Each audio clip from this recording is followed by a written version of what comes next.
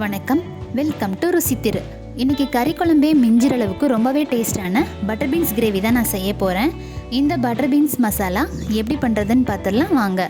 இந்த ரெசிபியை நான் குக்கரில் தான் செய்ய போகிறேன். குக்கர் ஹீட் ஆனதும் நான் எண்ணெய் சேர்த்துக்கிறேன். இதில் கொஞ்சமாக சோம்பு, 2 கிராம்பு, ஒரு துண்டு பட்டை, பிரியாணி இலை, 2 ஏலக்காய், ஒரு அன்னாசி பூ சேர்த்து நல்லா பொரிஞ்சதுக்கப்புறமா 2 பெரிய வெங்காயத்தை பேஸ்ட்டை அரைச்சி வச்சுருக்கேன் சேர்த்து வதக்கிக்கலாம்.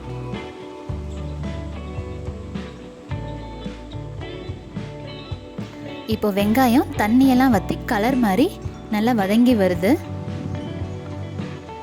இதில் 1 ஸ்பூன் இஞ்சி பூண்டு பேஸ்ட்டு போட்டு இதையும் நல்லா வதக்கிக்கிறேன்.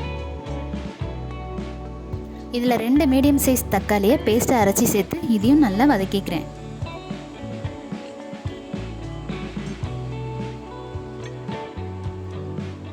இப்போ பாருங்கள், தக்காளியும் தண்ணியெல்லாம் வற்றி நல்லா வதங்கி வருது.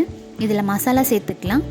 1/4 டீஸ்பூன் மஞ்சத்தூள், 1/2 டீஸ்பூன் மிளகாய்த்தூள், 1/2 ஸ்பூன் மல்லித்தூள், 1/2 ஸ்பூன் கரம் மசாலா, 1/2 ஸ்பூன் ஜீரகத்தூள், தேவையான அளவுக்கு உப்பு.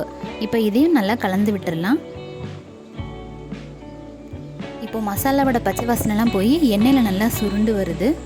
இதில் நான் தேங்காய் அரைச்சி ஊற்றிக்க போகிறேன். மிக்ஸி ஜாரில் 1 கப் அளவுக்கு துருவன தேங்காய் சேர்த்துக்கிறேன். இதில் 10 முந்திரி பருப்பு சேர்த்துக்கிறேன், 10 மிளகு, 1 ஸ்பூன் கசகசா இதெல்லாம் சேர்த்து பேஸ்ட்டாக அரைச்சி எடுத்துக்கிறேன்.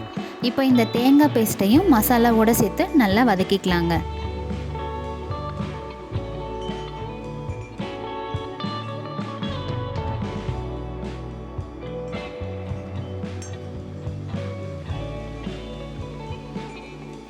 இப்போ நமக்கு மசாலாவும் ரெடி ஆகிடுச்சு. இதில் தண்ணி சேர்த்துக்கலாம். 1/2 கப் அளவுக்கு தண்ணி சேர்த்துக்கிறேன்.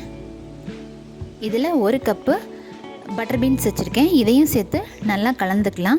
இப்போ உப்பு காரமெல்லாம் டேஸ்ட்டு பார்த்துட்டு குக்கர் நம்ம விசில் விட்டுடலாங்க. நான் இன்றைக்கி ஒரு 5 விசில் விட்டுக்கிறேன். அவ்வளோதான், ரெடி ஆகிடுச்சு. ஓப்பன் பண்ணிடலாமா? பார்த்திங்களா, மேலே எண்ணெய் பிரிஞ்சு வந்திருக்கு. ரொம்பவே கமகமன்னு இருக்குங்க வாசம். இது மேலே கொஞ்சமாக கொத்தமல்லி இலை தூவி நம்ம சர்வ் பண்ணிக்க வேண்டியதான். இப்போ பாருங்கள் எப்படி வந்திருக்குன்னு பார்த்துடலாம். பார்த்திங்களா, திக்கான பட்டர் பீன்ஸ் கிரேவி ரெடி ஆகிடுச்சு.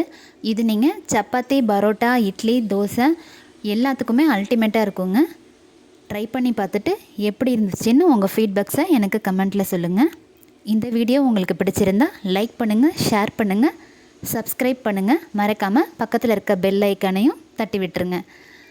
இன்னொரு வீடியோவில் சந்திக்கும் வரை ருசித்திருங்கள்.